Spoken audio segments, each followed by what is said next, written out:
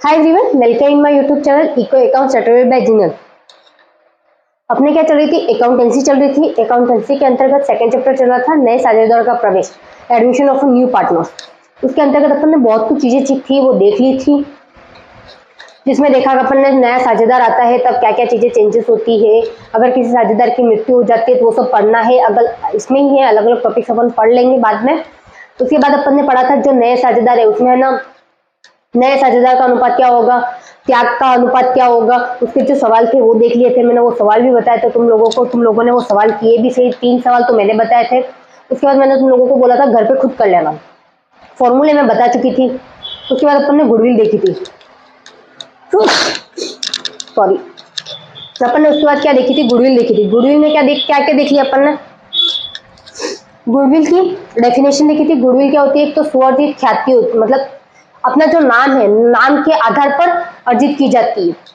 ऐसी नहीं की जाती कि इसके पीछे पैसा लगाना, ये सब नहीं होता। गुडविल क्या होता है मैं अच्छे से तुम लोगों को बता चुकी हूँ। उसके बाद अपन ने क्या देखी, ख्याति की विशेषता देखी, गुडविल की देखी। उसमें अपन को क्या क्या होना चाहिए, क्या नहीं होना चाहिए, वो सही देख ली। अब क्यों आवश्यकता क्यों है वो देखेंगे अपन।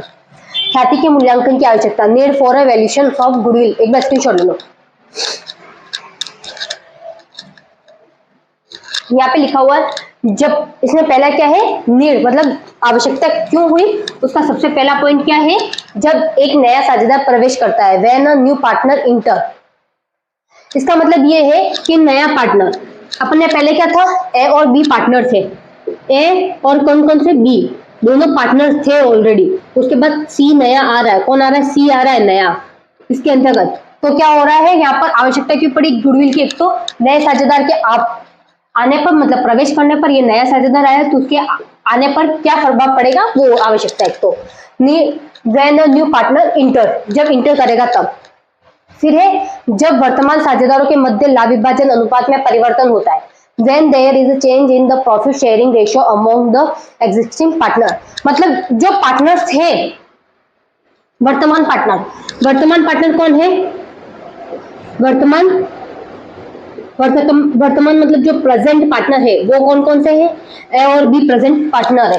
तो ये दोनों पार्टनर है। पहले जो ये अनुपात था इनका 3:2 अनुपात था, 2 अनुपात में, इस अनुपात में लाभ विभाजन करते थे। तब सी आएगा तो सी बोलेगा कि नहीं बोलेगा, मेरे को पैसे चाहिए, इतना रेशो मेरे को चाहिए, मैं इतनी गुडविल लेके आ रहा हूँ, मैं इतना पैसा लेके आ रहा हूँ। तो क्या होगा, तो इसमें चेंजेस क्या आएगा, तो अनुपात में ये परिवर्तन लिखा हुआ, चेंजेस लिखा हुआ है, क्या होगा, इन दोनों के अनुपात में उसकी वजह से इफेक्ट होगा। अपन ने देख लिया है, नया लाभ विभाजन अनुपात, पुराना लाभ विभाजन अनुपात और त्याग अनुपात, तीनों के फॉर्मूले देख लिए हैं। तो एक बार जो पुरानी क्लास है उसमें देख लेना। जब कोई साझेदार अवकाश ग्रहण करता है अथवा साझेदार की मृत्यु हो जाती है, व्हेन अ पार्टनर रिटायर और द पार्टनर्स डेड। इसका मतलब क्या है कि साझेदार अवकाश ग्रहण कर रहा है। अब क्या है, ये ए, बी और सी तीनों पार्टनर बन गए। अब इसमें से एक चाहता है, बी चाहता है कि अब मैं यहां से फर्म से क्या कर दूं, रिटायर हो जाओ, मतलब क्या हो जाए, निकल जाओ, या अवकाश ग्रहण कर रहा है, अवकाश ग्रहण कर रहा है, अवकाश ग्रहण करे या मृत्यु हो जाए, या मृत्यु। अब ये बी यहां से जाएगा, या तो अवकाश ग्रहण करे या मृत्यु हो जाए इसकी, तो इनको इफेक्ट तो पड़ेगा कि पड़ेगा बिजनेस पे।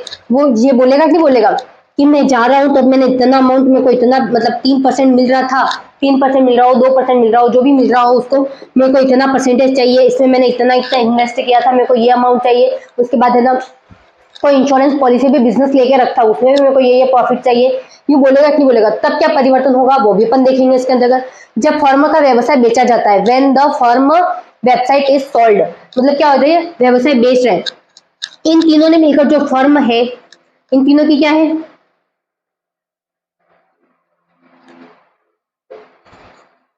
इन तीनों की फर्म है, वो क्या हो रहा है, ये बेच रहा है। तो बेचेंगे तो इनको अमाउंट बोलेगा कि इतने में बेची गई तो मैं इतना अमाउंट चाहिए, तो किस अनुपात में बटेगा वो भी अपन को देखना पड़ेगा। उनके गुडविल के हिसाब से क्या क्या चेंजेस हुए, वो सारी चीजें अपन देखेंगे। जब दो फर्मों का एकीकरण होता है, व्हेन टू फर्म मर्ज, इसका मतलब ये है, एक तो ये वाली फर्म है जो क्या है, ए प्लस बी प्लस सी, इन दोनों की एक फर्म है। उसके बाद एक और फर्म आ रही है, ए प्लस बी और सी, ये यहाँ पर भी 3 व्यक्ति, यहाँ पर भी 3 व्यक्ति, अब इन दोनों का क्या हो गया, मर्ज हो गया, ये दोनों क्या हो गई, प्लस हो गई, मतलब मर्ज हुई। तब क्या क्या चीजें चेंजेस आएगी, अगर एक कंपनी प्रॉफिट में चल रही होगी तो उसके पार्टनर्स को ज्यादा प्रॉफिट मिलेगा, एक कंपनी लॉस में चल रही होगी तो उसको कम लॉस, मतलब जो भी अमाउंट होगा वो कम मिलेगा। तो किस हिसाब से होगा, तो क्या है, आवश्यकता क्यों पड़ी, तो ये 5 पॉइंट है, एक बार स्क्रीनशॉट जिसने नहीं लिया वो ले लो। फिर अपन है ना इसमें ख्याति के टाइप पढ़ेंगे, क्या पढ़ना है, गुडविल्स के टाइप पढ़ना है।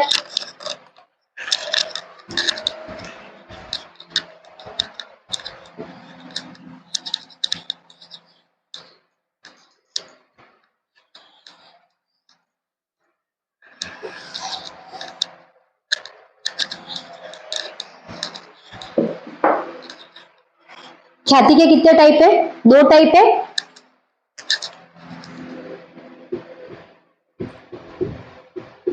ख्याति के प्रकार,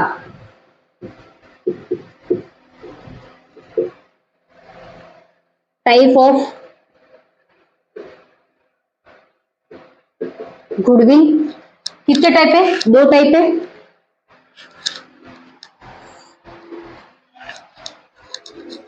एक है स्वअर्जित,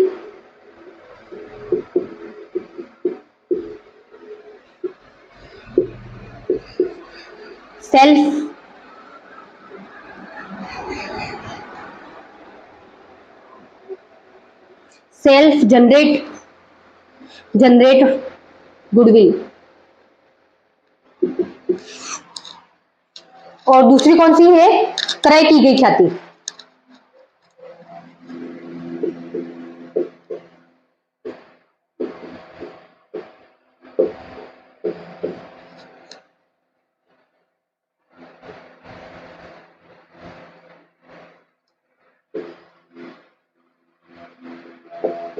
परचेज गुडविल, इसका मतलब क्या है, जो परचेज की गई है,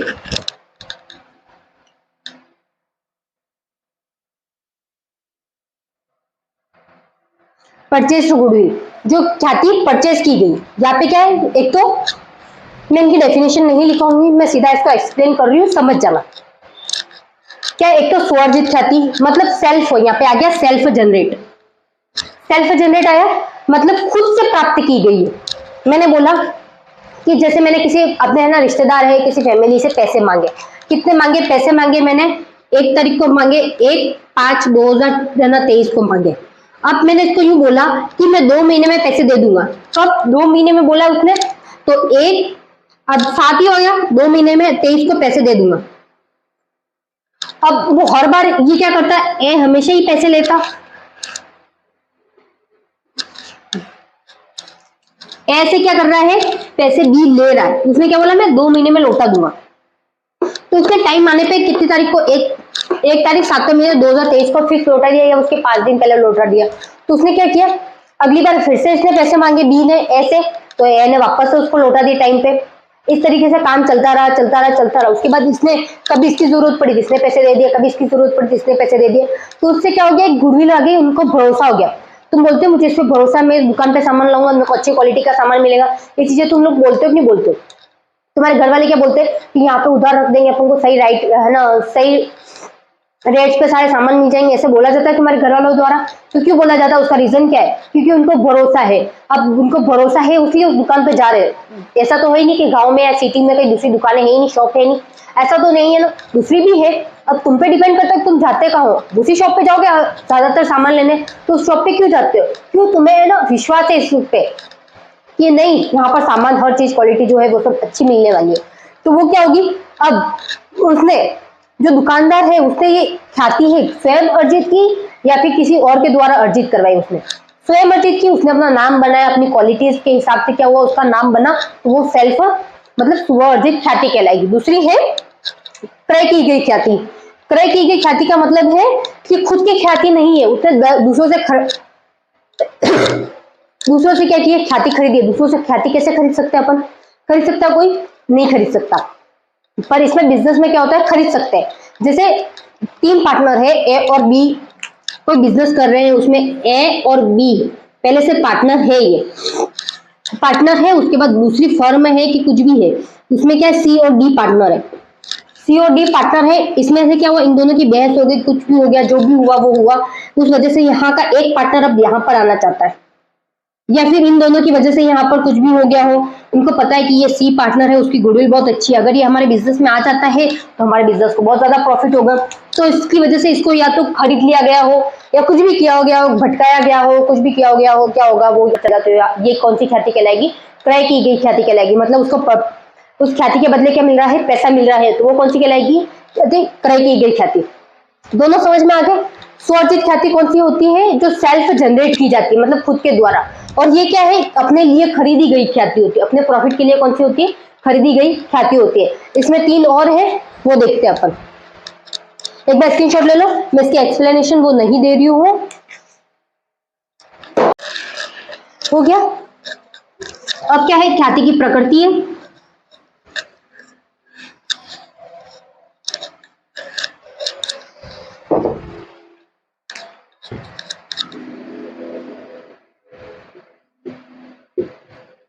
ख्याति की प्रकृति,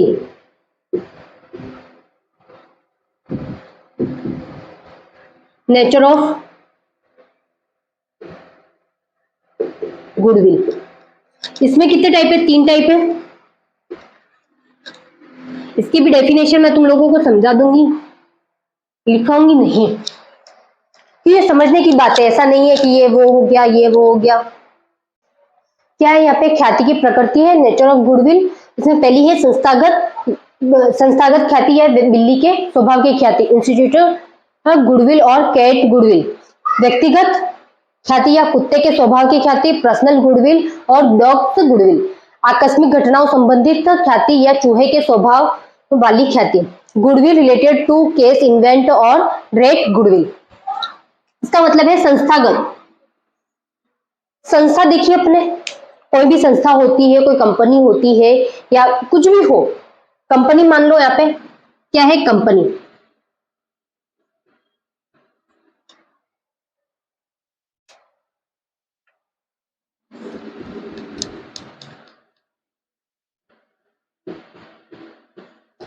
कंपनी है ये।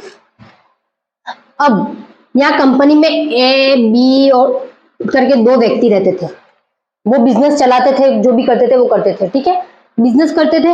अब ये कंपनी के क्या है, प्रोडक्ट सारे बहुत अच्छे हैं, क्या है, जो भी आपकी वस्तु है वो क्या है, वस्तु अच्छी है, वस्तु अच्छी है।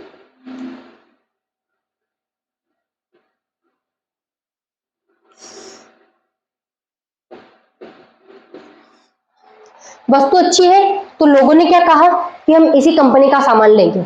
अब लोगों को इस कंपनी के नाम, इसके प्रोडक्ट की पहचान है, ये व्यक्ति कौन है वो जानते ही नहीं, ए कौन है, बी कौन है, राम कौन है, श्याम कौन है, पता ही नहीं, इनको कुछ भी नहीं पता। बस इनको क्या पता है, ये कंपनी का जो ये सामान है वो सामान क्या है, अच्छी क्वालिटी का है, वो बहुत अच्छे से पता है इनको। तो इसका मतलब क्या हुआ, लोग इस कंपनी के वस्तुओं के हिसाब से यहाँ पर कंपनी में जा रहे। ये 2 व्यक्ति यहाँ से चले भी जाए तो भी कोई फर्क नहीं पड़ने वाला। बिल्ली क्या होती है, बिल्ली एक जगह रहती है, बिल्ली का जो घर होता है वो घर ही रहता है उसका, वहां से वो कोई नहीं जाती, उसका स्वामी भले ही बदल जाए उसको कोई फर्क नहीं पड़ता कि मेरे को केयर कौन कर रहा है कौन नहीं कर रहा, उसका जो बिल होगा उसी बिल के अंदर रहेगी, उसको कहीं से भी बाहर खाना खा के भी वापस आएगी पर उसी बिल के अंदर आएगी। तो संस्थागत ख्याति क्या होती है कि वस्तु की जो अच्छी किस्म होती है उसके हिसाब से रहती है, न कि उस पर रहती है कि क्या है क्या नहीं है, उस पर डिपेंड नहीं करती कि कौन व्यक्ति अंदर काम कर रहा है कौन व्यक्ति अंदर काम नहीं कर रहा, उस पर डिपेंडेंट ना रखे, किस पर डिपेंडेंट रहती है, कंपनी पर डिपेंडेंट रहती है। दूसरी है व्यक्तिगत ख्याति या कुत्ते के स्वभाव की ख्याति। इसमें क्या होता है, कुत्ता कैसा होता है, स्वामी भक्त होता ही नहीं होता है। कुत्ता क्या होता है, एक तरह का स्वामी भक्त होता है। कुत्ते स्वामी भक्त होते हैं, तो तुम लोगों को पता है। तो व्यक्तिगत ख्याति का मतलब है ये कंपनी है, इसमें सामान कितना भी अच्छा क्यों नहीं हो, सामान क्या है, कंपनी का सामान अच्छा है।